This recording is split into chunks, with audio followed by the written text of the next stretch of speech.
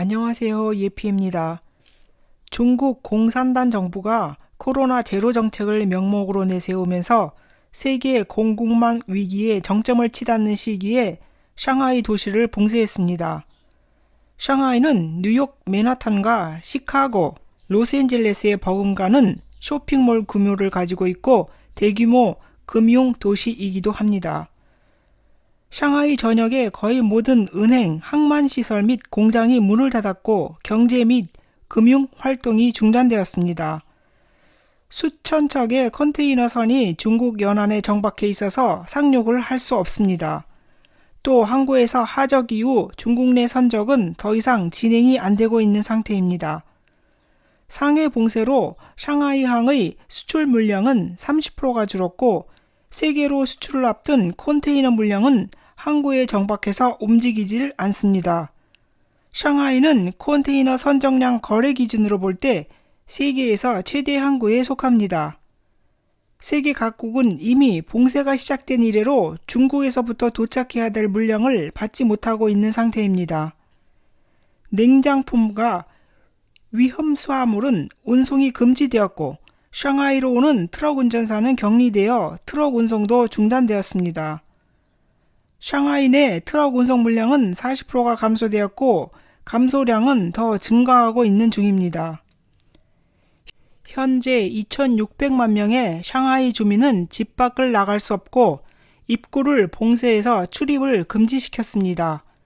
식료품 공급이 차단이 되었고 건물 밖으로 나오는 사람들을 공안이나 안전요원들이 추적을 해서 체포합니다. 코로나 양성자들은 집 밖으로 빼내 침대로 촘촘히 짜여진 24시간 풀 가동 중인 격리 수용소로 보내지고 있습니다. 중국 당국에서 수행하는 구강 면봉을 집에서 자가 검사 및 검증으로 대체하고 있으나 바이러스는 음식, 의약품 및 기타 필수품의 배달을 통해 하루에 수만 건의 새로운 사례로 계속 확산되고 있어서 모든 배달을 금지시켰습니다. 상하이 주민들은 굶주림과 봉쇄에 항의해서 아파트 창문에 대고 우리는 먹을 것이 없다. 우리는 굶주리고 있다고 매일 소리치고 있습니다. 이 소리를 들어보시죠. 这个是正常人的叫，完了终于2万人，所有人都在叫，要命了！就刚刚5分钟前头，叫还没几个了，现在突然之间，所有人都叫了，要死！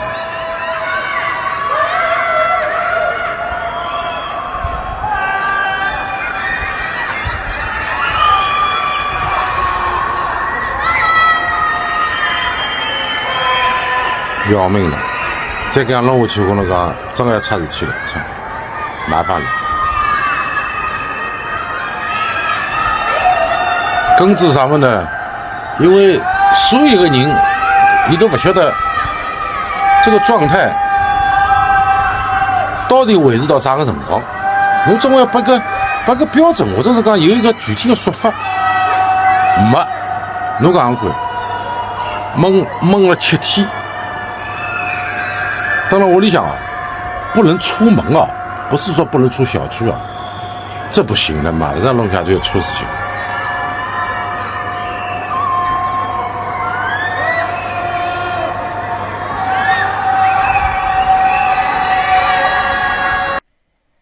그에 반해 식품 공급 팔레트는 유통센터에서 썩어가고 있습니다.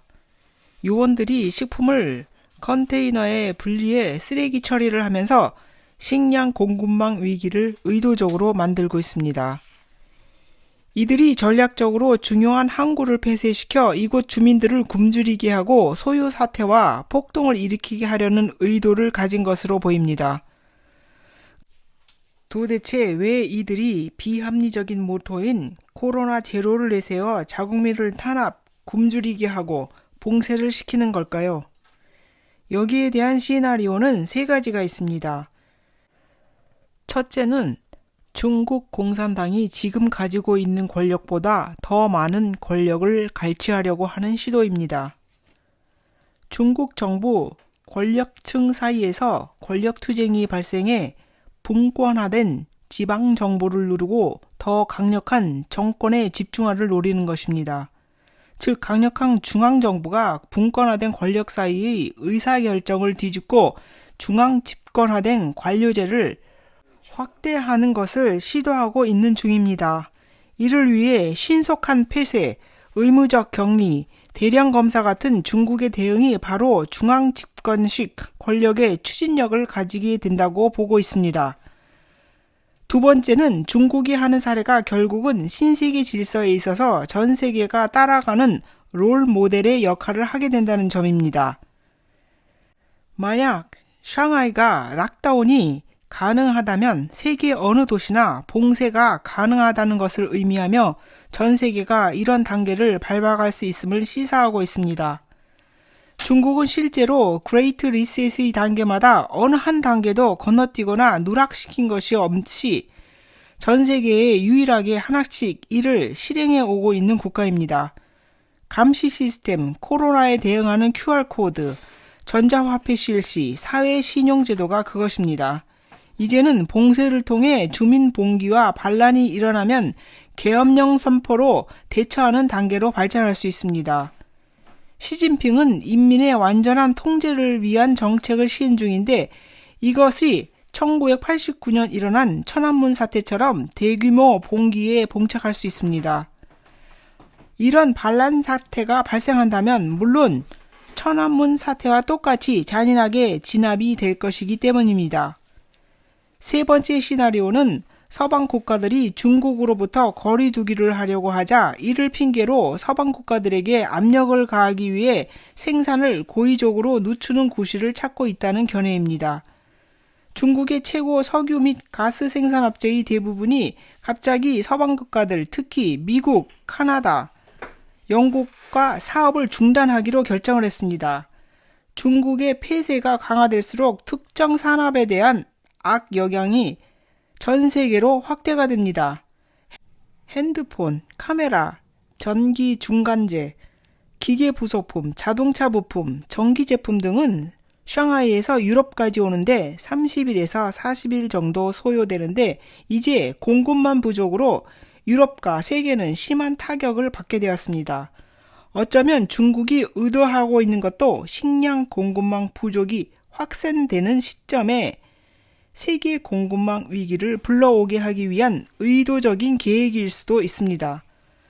또 대만 침공을 하기 전에 필요한 전술적인 단계로 이런 봉쇄가 필요하다고 보는 관점이 있지만 실제로 중국이 무엇을 의도하고 지금 이와 같은 봉쇄에 집중하고 있는지는 시간이 지나면서 드러날 것입니다.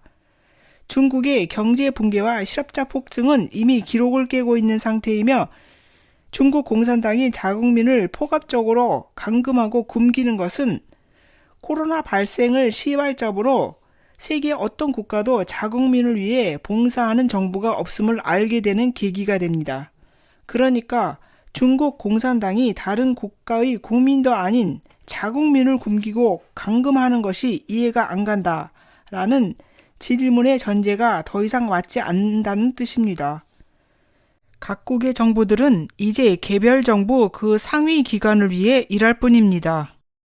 중국은 이제 그 다음 단계로 북경을 폐쇄하려고 시도하고 있고 베이징에서는 상하이와 같은 굶주림을 피하기 위해 식량 사재기를 하고 있습니다. 차오냥 지역에서 코로나 양성 증가자가 늘자 부분적 폐쇄를 시도하고 있고 그 외에도 장춘, 지린, 선양, 텐진, 선전, 광저우도 부분적 또는 전면적 폐쇄 상태에 있습니다. 전문가들은 5월까지 상하이 항구가 작동을 하지 않는다면 중국의 모든 스마트폰과 자동차 생산이 중단될 것으로 보고 있습니다. 식량난과 함께 공급망 위기가 심각한 상태로 발전할 수 있음을 알려주고 있습니다. 시청해 주셔서 감사합니다.